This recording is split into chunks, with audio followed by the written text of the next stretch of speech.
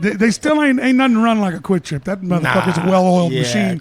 Because you still killing them. You still go into Jumpstart with the old lady that ain't in really a hurry for you to get out of there.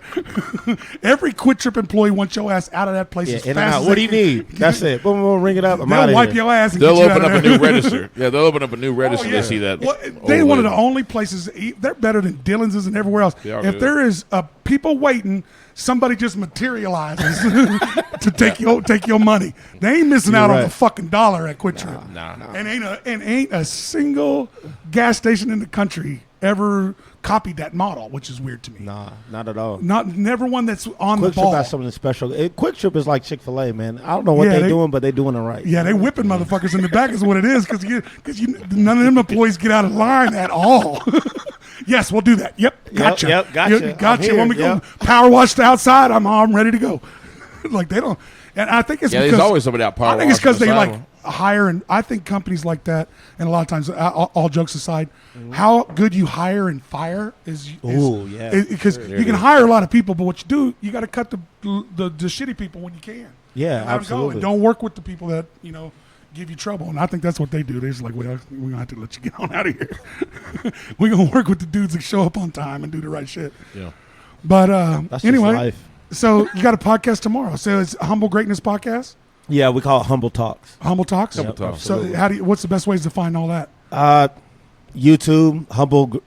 I would just YouTube Humble Talks, or maybe YouTube Humble Greatness Studios Humble Talks. But if you do Humble Greatness Studios Humble Talks, someone's gonna it'll come up for sure. Absolutely. Sweet. Yeah, I appreciate it. That's fun. Yeah.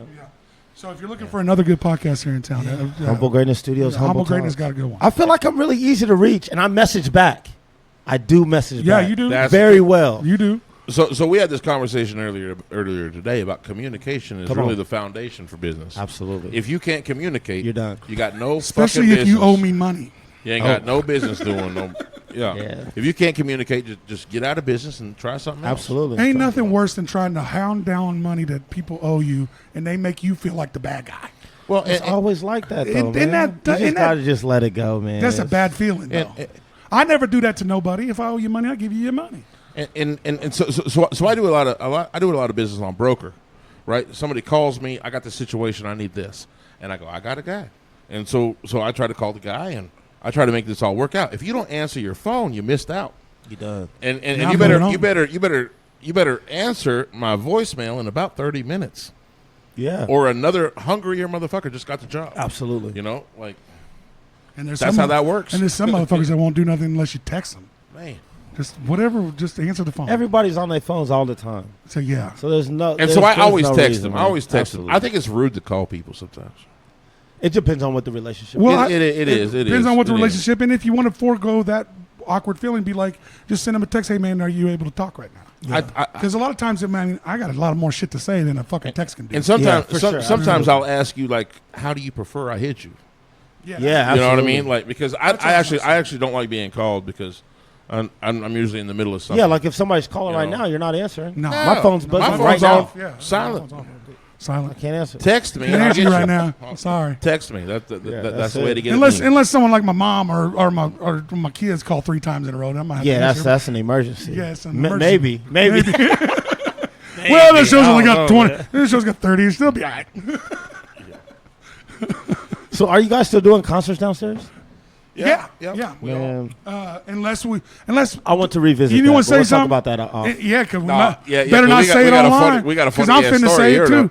Yeah. Every time we try to do hip hop shit downstairs, there's always been some fugazi shit go on. What do you mean? So we've had.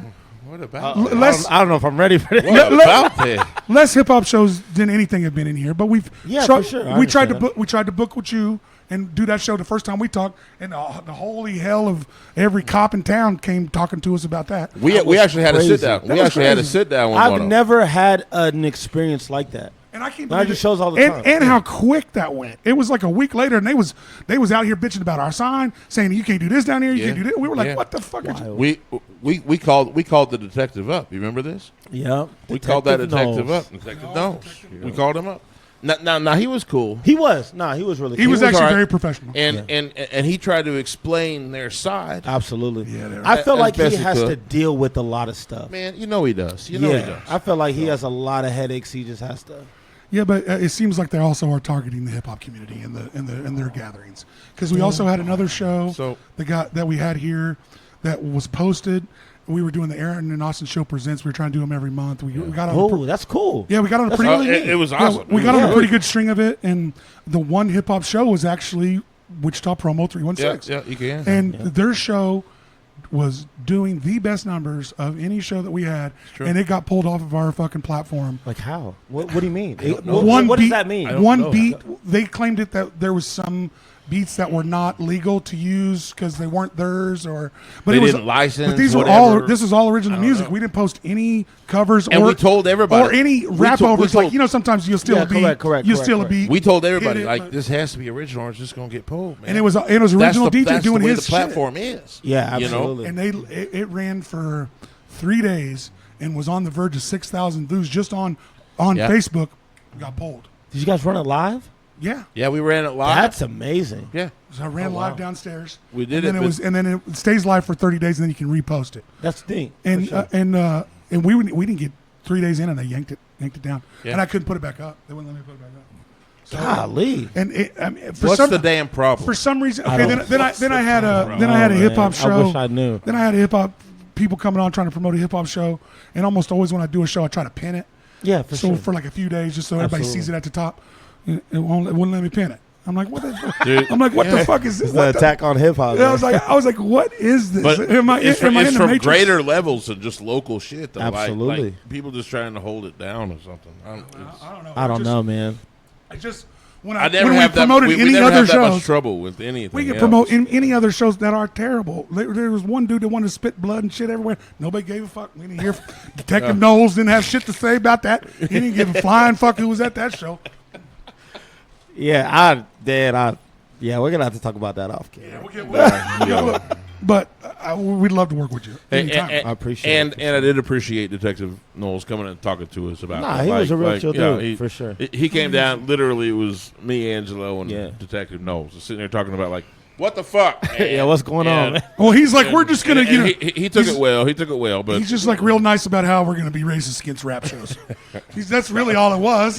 He just was a nice way of saying it. The hard thing with what I deal with is if we have a show and it goes well, the news isn't asking me how well it went ever. Right. Nobody's on my line. Oh my gosh, you've done so many shows and they've all gone well. But as soon as anything happens, they're all over it. Yeah, one little fight in the parking lot or some goofy shit. Well, that happens at bars show. every weekend. Yeah, dude, a guy we were every week. We were literally just talking about on the way all kinds of different bars. On the way here, a friend of ours was beat with a chair on stage. No. A friend of ours beat the dude with a chair. Well, you're just telling the story that's not as funny. Let me tell it. Hold on. Slow down. What? Okay, now the real story What's going on? A friend of ours were playing on a stage.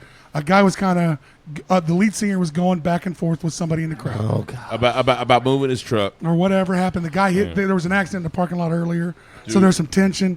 That guy had enough of what the lead singer was saying. He came up and started swinging, and another dude from the band grabbed a chair and started beating the fuck out of that guy. No way. Yeah, hopefully we'll have video on. Where's the security at? Are they there? Is security there? Do we have security? Huh? We don't have video of it. That is crazy. I don't know if there was any security. What? That's the thing with where's the security at? It's a white people show. Them dudes ain't even there. They don't even have to hire them.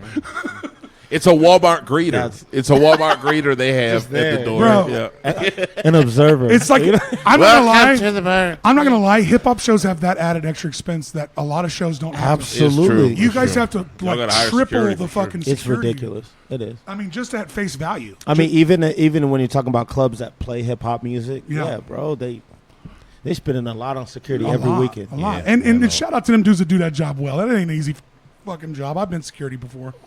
And it's not fun. Yeah, no, it's not. But to the dudes that like to throw people on their heads. Yeah, there's a few of them. Them steroid dudes need to calm down and quit. and that's not even really what security's supposed to be doing, man. No, you ain't supposed to hurt nobody. That's not it. It's observe and report.